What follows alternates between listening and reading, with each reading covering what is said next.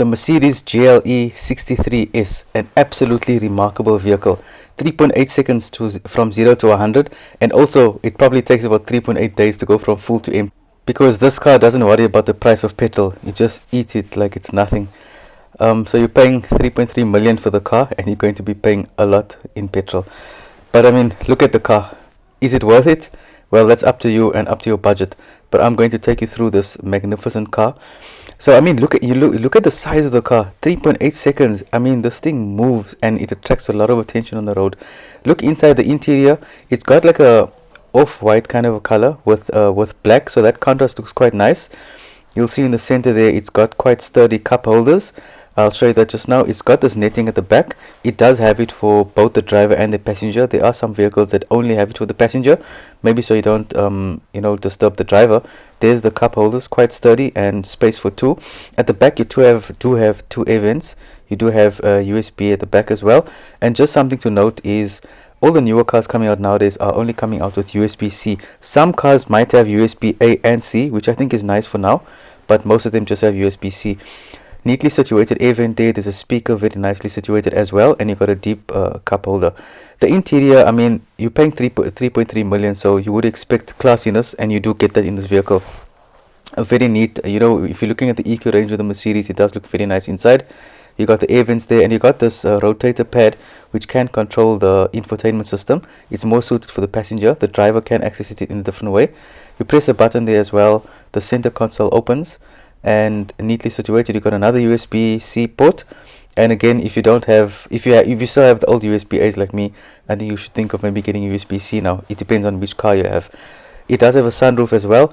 Look at this. I mean, from the side, it's just so good to look at. Then again, I'm going to keep mentioning the price. I'd like to ask you guys, do you think it's worth the price? I mean, bear in mind, you're paying a lot of money, right? And you're not getting a fuel efficient car, so does that impact your decision? It does have heated seats, cooling seats. It's got a massage function, which I will show you. It's got memory seating. It's very, very easy to toggle and get your seat in a good position. I like the fact that it has the unlock and lock separate, and it's very easy to notice. Some cars is difficult, but sometimes when you get a car that doesn't have lock and unlock in a neatly situated way and in a clear way to see, you actually forget how nice it is to have. Look at the cluster.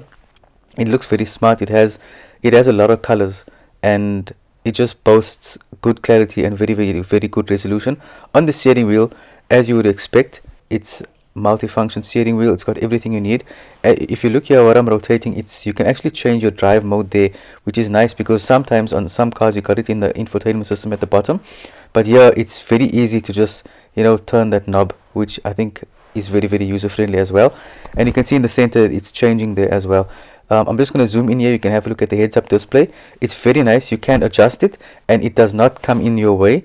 In fact, it's positioned in a very, very nice way in this Mercedes GLE63S. You do have onboard navigation. Let me take you through the infotainment. Okay, wait. So you can click on the home button on the steering wheel. You can control that on the main center console as well. And so you can see you can toggle using your finger as on screen, swiping. It does have drag mode, and the nice thing is, if you're going to go into these modes, it has like a safety feature where if you're putting it on track mode, it's not going to allow you to use that on the normal road. You do have massaging functions. You've got classic, wave, mobilizing. You do have seat comfort options. You do have ambient lighting, which really sets the mood very nice in this car. As you saw the home button on top, so you can press that home button on the top right. You can press the home button on the steering wheel, and again, I'm just going to show you, as we go through. You've got performance mode. You can download some apps if you want, and there is a store. So you got, there's a lot of things you can do. Mercedes really, the infotainment system is one of the best. You've got a lot of functions you can use and a lot of customization. And as you can see here, it's very neatly, like there's HUD. You can switch that on or off just by the single tap of a button. On the top, you do have assistance vehicle lights. You got everything else that you need. Let's just exit this infotainment system at the moment. I'll take you through something else now.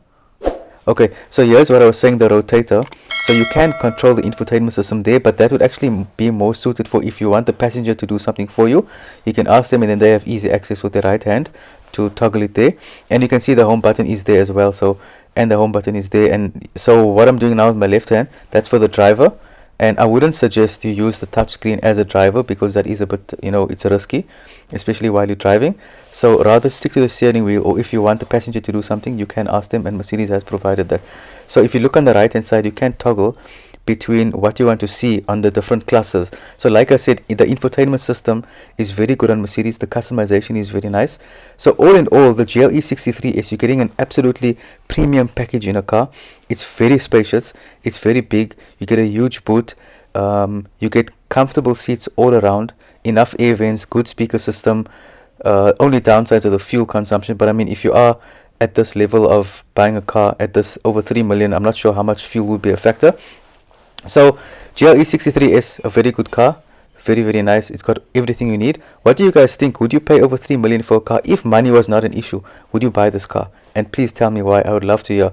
Guys, I hope you enjoyed this video. Please subscribe to the channel for more videos like this, and I will see you guys in next week's video.